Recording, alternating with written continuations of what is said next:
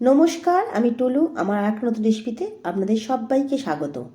আজ হবে সাদা ধপধপে সরচাকলি পিঠে। এই সরচাকলি পিঠা এতটা নরম হয় আর মুখে দিলেই মিলিয়ে যাবে। এটা আপনি দুদিন পর্যন্ত স্টোর করে রাখলেও এটা শক্ত হবে না।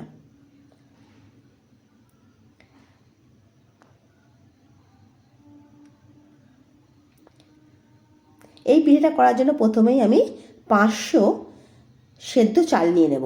এটা আমি 2 ঘন্টা আগে ভিজিয়ে রেখে দিয়েছিলাম। খুব ভালো করে চালটা ভিজে গেছে, দেখুন। এবারে একটা মিক্সার জার নিয়ে নেব। এর মধ্যে কিছুটা চাল দিয়ে অল্প একটু জল দিয়ে মিহি পেস্ট করে নেব। আমি এই চালটা দুবারে বেটে নেব।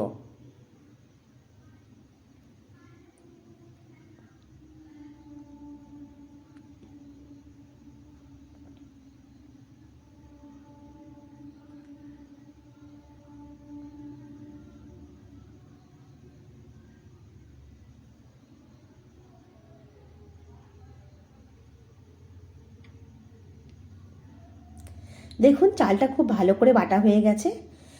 খুব মিহি করে এটা বাটতে হবে।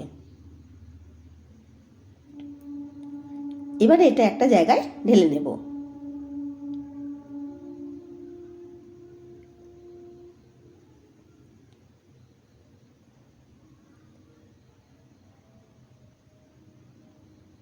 এইভাবে সব চালটাই আমি বেটে নেব। সব চালটা আমার বাটা হয়ে গেছে।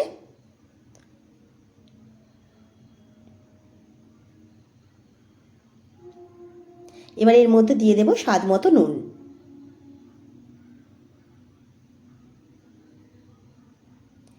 দেব কিছুটা কোয়ানো নারকেল।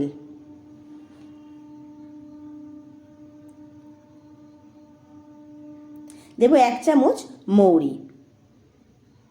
খুব ভালো করে মিশিয়ে নেব।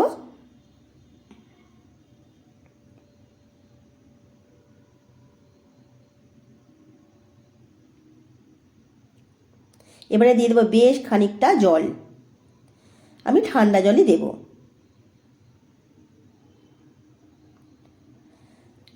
এই ব্যাটারটা যতটা পাতলা হবে, সরচাকলি পিঠেগুলো ঠিক ততটাই পাতলা, নরম হবে আর পাতলা পাতলা হবে।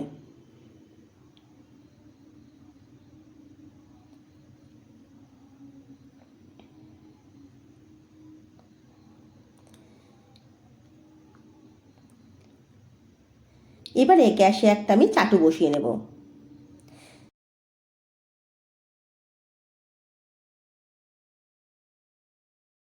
চাটুর মধ্যে অল্প একটু তেল বুলিয়ে নেব। এবারে 1 হাতা ব্যাটার এই চাটুর ওপরে দিয়ে দেব।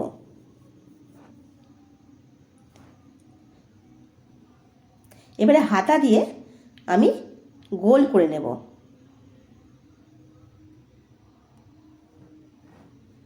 এবারে একটা থালা দিয়ে চাপা দিয়ে দেব। 2 মিনিট পর এটা আমি আবার খুলে নেব। দেখুন সরচাকলি পিঠাটা কতটা সুন্দর হয়েছে। এবারে আমি এটা তুলে নেব। এই সরচাকলি পিঠে হয়ে গেলে ধার থেকে আপনি ছেড়ে আসবে।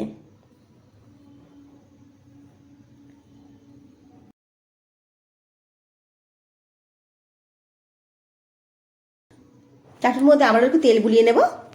দিয়ে আবারও 1 হাতা ব্যাটার দিয়ে দেবো। দিয়ে হাতার সাহায্যে গোল করে নেব।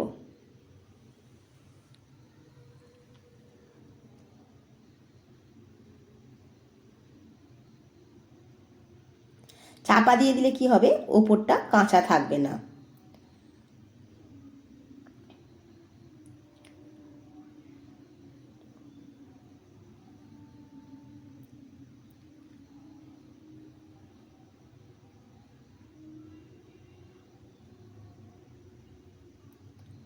এইভাবে সব পিঠেগুলো আমি করে নেব।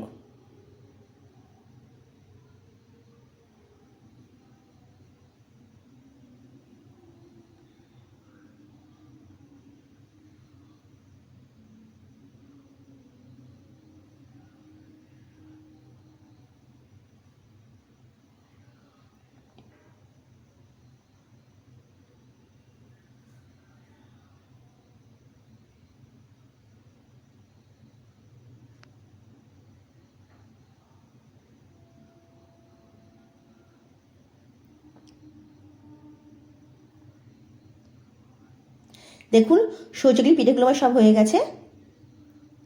কতটা সাদা হয়েছে দেখুন, আর নরম হয়েছে। এটা 2 দিন পর্যন্ত রেখে দিলে এরকম নরমই থাকবে। আপনারা এরকমভাবে একবার বাড়িতে বানিয়ে দেখবেন। ভালো লাগলে কমেন্ট করে জানাবেন।